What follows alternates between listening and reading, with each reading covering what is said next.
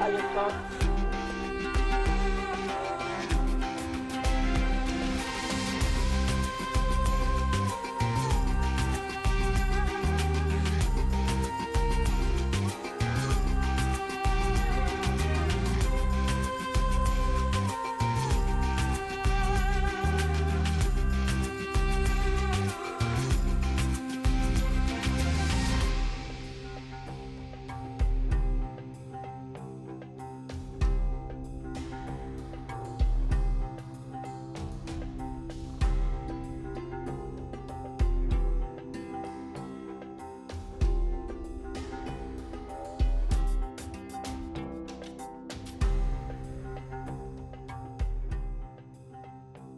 Sina sista år bodde David Ben Gurion i sitt hem i Steboker tillsammans med sin fru Paula.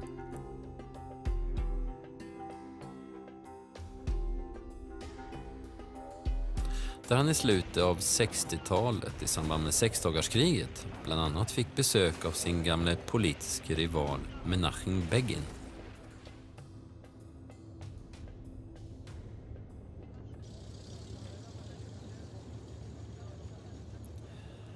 Efter att hans fru Paula dött drog sig David Ben Gurion tillbaka från politiken år 1970 och tillbringade sin sista tid med att skriva böcker om Israels tidiga historia.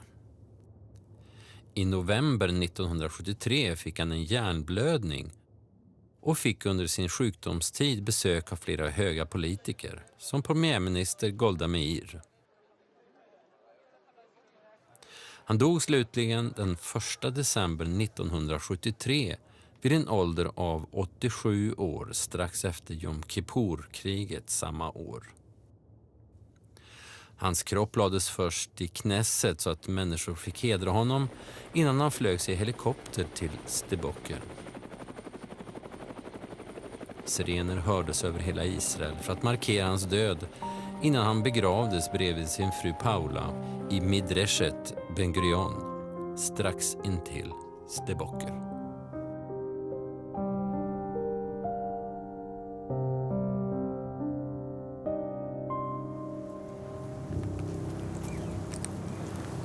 Här ligger David, Paula Ben Gurion. Strax utanför Steboker där de bodde de sista åren av sina liv. De är döda, lever inte längre, men visionen som Ben Gurion levde för lever i allra högsta grad. Nu är det upp till dig och mig att ta vårt ansvar.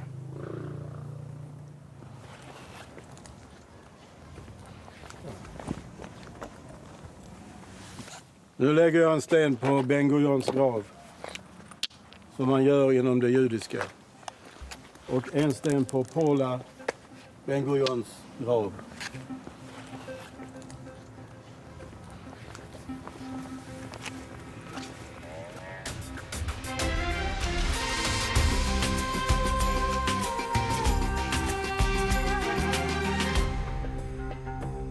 Mitzpe Ramon är ett samhälle mitt i Negevöknen med 5000 invånare.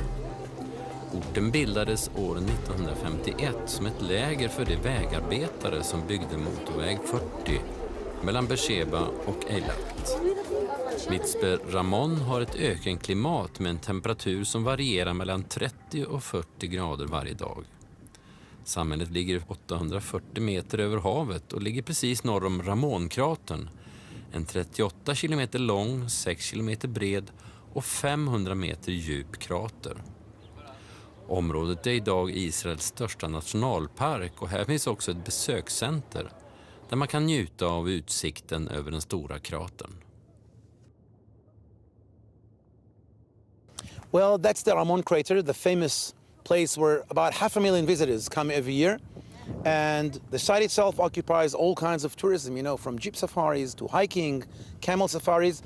People love the desert as is, clean and Genesis. How do people live here when they come to Mitzpe Ramon? Well, the town itself is a small town. It has some 5,000 people altogether. But we have around 500 rooms of all kinds of hotels, youth hostels, dormitories, and some 2,500 beds, which are in camping sites or dormitories all around. So there are a lot of options for the tourists who are coming to Mitzpe Ramon, think of a ski center. This is what we have, only we don't have the snow, we have the crater instead of snow. This is a place where people come to look at the heaven and count the star as Abraham. Why is that? Well, Mitzperamon has a unique phenomenon. This area, due to its altitude, due to its cleanliness, meaning it is very, very clean, we have very few nights where we have clouds at all. There's very low humidity. And due to the fact that we're isolated, totally isolated from all other inhabitants, we have very, very small light. Meaning altogether, we are one of the most perfect places around the world to actually gaze the stars, since we are dark and resolution of the air from us to the to the skies is very, very clear. So our clear sky makes Mitzperamon a perfect place for stargazing. Last question. How come this area looks like it do today?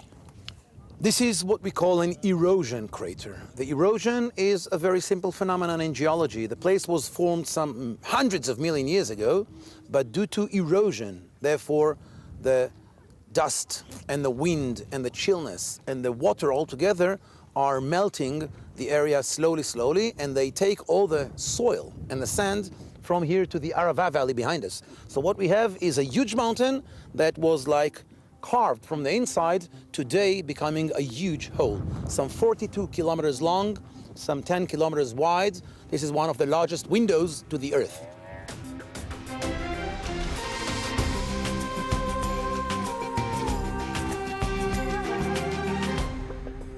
Sedan oktober 2013 heter Mitzperamons borgmästare Roni Marum. Han är själv född i Israel medan hans föräldrar flyttade till landet från 2 arabländer. I love Mitzperamon. I love the desert. I like the silence. The life here is very quiet, and you have a lot of time to spend with your family, not running after, how do you call it, when you stand in your car after thousands of cars before a few. It's a beautiful sight, and the weather is brilliant. We have a very small and unique community. We have people from North Africa. They came here in the 60s. After that, we have the people that came from Russia in the 19s. We have Orthodox community, and we have a community of people that serve in the army base in this area. And also we have a community that came to Mitzperamon in the 10 or maybe 15 last year. They came only because of the quality of life, the special life that you can live in Mitzperamon. Well, what do you think about Ben Gurion's vision? He lived in Tel Aviv and 553 here himself, moved to Stebokke. Yes. I think Ben Gurion for me is a kind of modern prophet. He had a big vision, and he came here because his vision. He wanted, I think so. He wanted to do his vision by himself, and to live in the desert, in the Negev, and to be agriculture, and to build, to do, to educate in the Negev. For him, it was a dream to become true, and he wanted to do it by himself. Not only to speak about it, to do it. And it's a great thing to do. I born in Israel. My parents came from North Africa. My mother from Tunisia. My father from Morocco. In the 50s? They came in the 50s. They came very young people to Israel by themselves without their family, My father was in a kibbutz, Kfar Blum, in the north. My mother came to Eilat. She was like the flower children, and they met in Eilat. I born in Eilat before 51 years, and that's all. I born I'm Tzaba. They came only because they were Zionists. They dreamed to come to Israel and to live in Israel because they were Zionists. They feel very comfortable and well in Morocco and Tunisia. They have a lot of Muslim friends.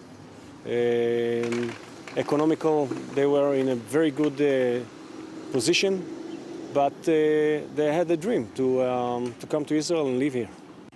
As a variant community, we have variant sources of employment in Mitzpe Ramon. I mentioned we have a lot of people that serve in army base in this area. Also, we have a lot of people that work in tourism, guides, people that live in work in hotels, and so on, tourism. We have a very little industry in Mitzpe Ramon because we are very isolated geographic. So we don't have a lot of industrial in Mitzpe Ramon. A little bit agriculture, especially raising grapes for wine. Okay. Okay. Thank you. Thank you very much.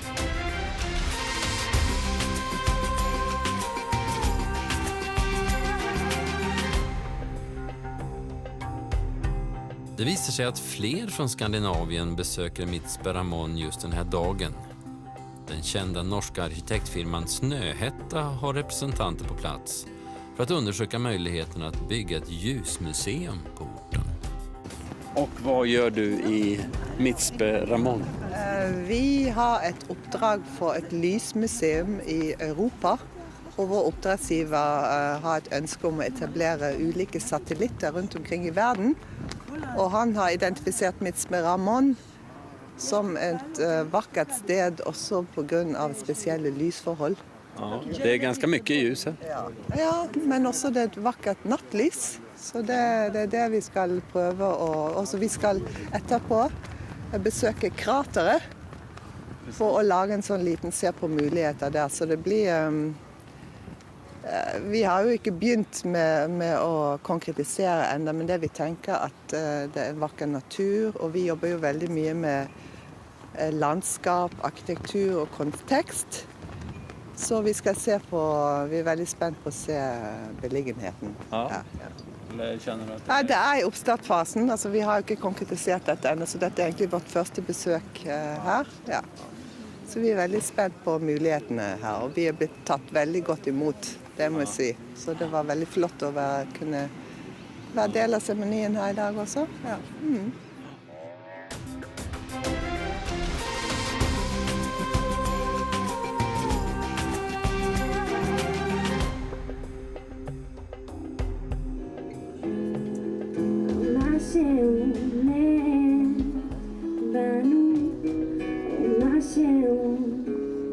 Så gott som alla i Israel har en personlig relation till förintelsen.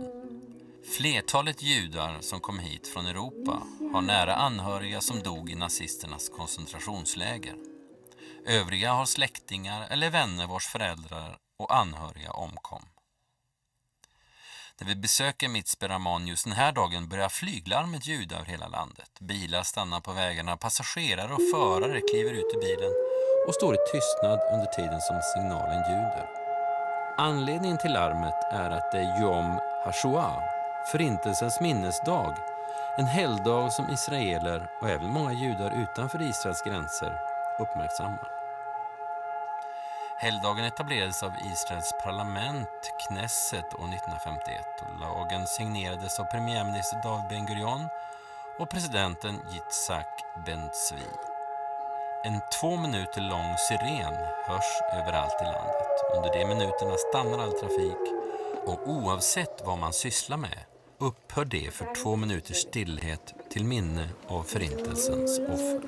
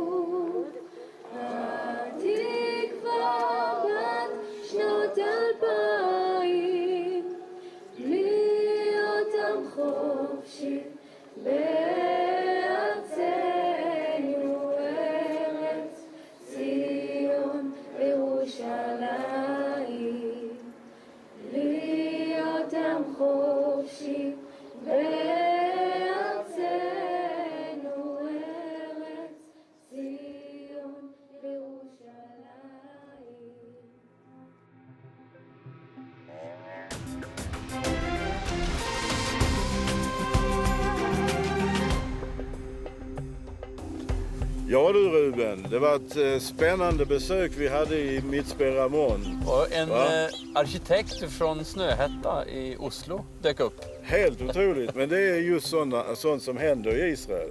Plötsligt så bara träffar man på otroliga människor. Va? Ja. Och så fick vi en intervju med borgmästaren. Och nu så är vi alltså strax norr om Ramon. Här är det odlingar. Mitt i öknen så finns det då oliver. Precis, som alldeles precis har börjat Man ser här forma sig. massor av små, början till oliver. Och sen finns det vindruvor också. Och det ska vi prata mer om sen. Och borgmästaren nämnde just vindruvorna som en del av jordbruket. Ja, för det är ju lite spektakulärt att odla vindruvor mitt i öknen. Nu står vi här i Ramon och det är en vinodling, en jättestor vinodling. Och jag står här med Shmuel som är ansvarig för vinodlingen. Och nu ska han berätta lite grann. אנחנו גרנו במצפה רמון וחיפשנו מקום בנגב, קרוב למצפה רמון, שיהיה אפשר גם להפריח את הנגב וגם תעסוקה. חיפשנו להיות שותפים בחזון של בן גוריון ליישב את הנגב. המים שמשקים פה זה מים מושבים, מים שהם עברו תהליך של סינון מהמים של מצפה רמון ובאו לפה. עדיין שמנו את היריית חיפוי, שזה בעצם ירייה שגורמת לזה שלא יהיה אידוי מהשמש, והמים יישמרו פה, שלא נאבד הרבה נוזלים. הגובה של המקום הזה זה 800 מטר, ויש פה, באזור הזה של מצפה רמון, בגלל הגובה, הפרש של טמפרטורה בין היום לבין הלילה. הגפן היא צריכה ביום שמש ובלילה קור. אני לא זכיתי להכיר אותו, להיפגש, אבל קוראים ספרים ורואים את המדיניות שלו, את החלומות. קרן קיימת עזרה לנו מאוד בהכשרות קרקע. היה פה ערים והיה צריך ליישר, קרן קיימת עזרה לנו.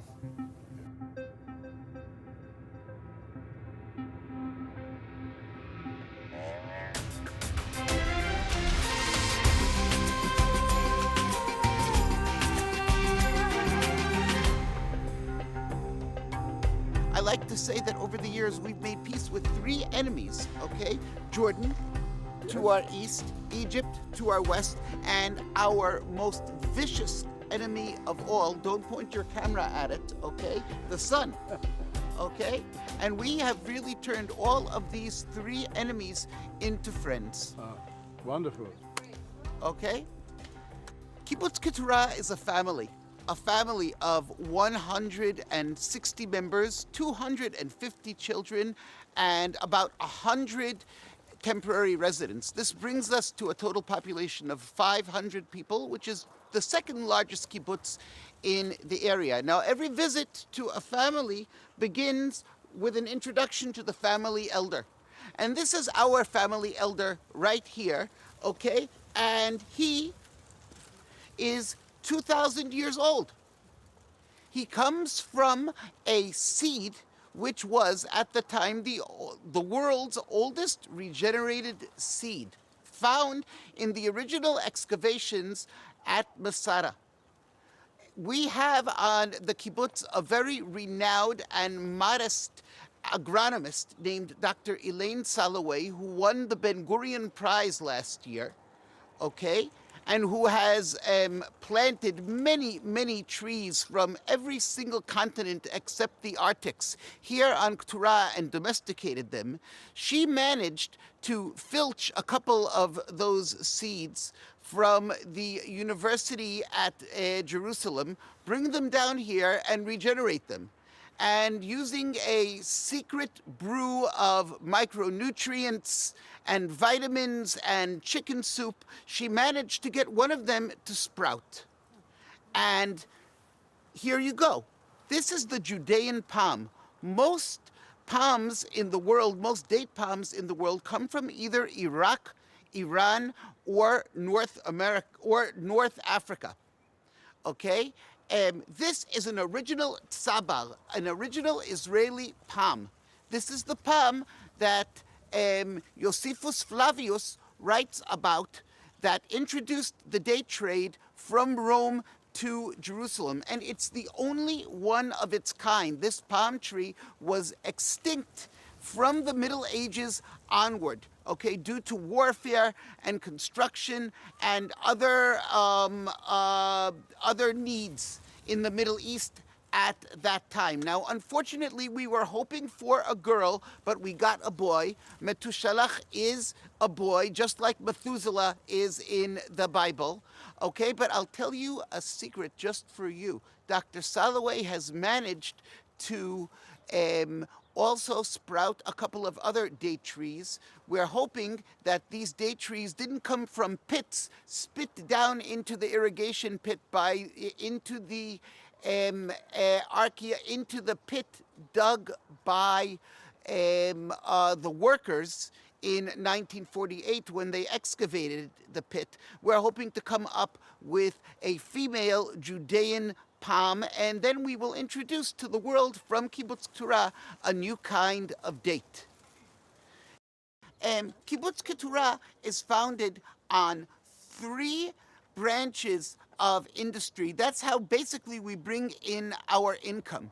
And 2 of them are partners with our old enemy, the sun.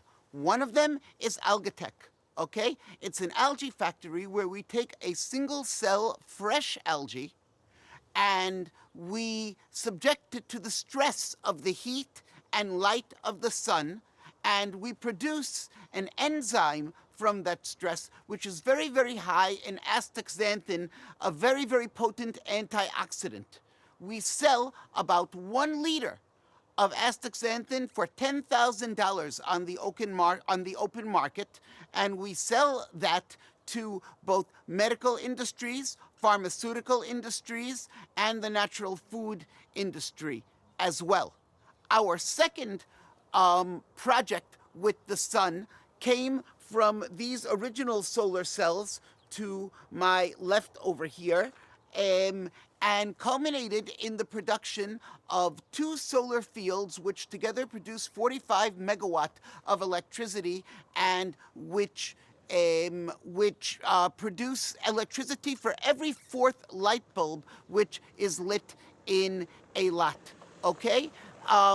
The desert does not give us much. The desert gives us sandy soil, heat, light. We have to use our heads in order to survive here. And we are continuing to do so into the 21st century. Our intention is to build a kibbutz here for 200 years with the generous assistance of the Karen Kayemet LeYisrael.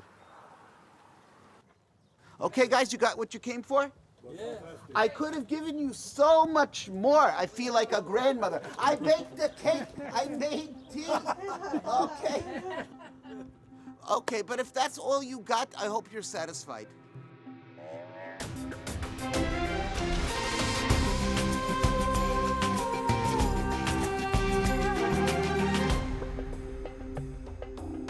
So apart from the 7 species that were mentioned by name, there are another approximately 120 species. And we try to plant all of them here in this landscape.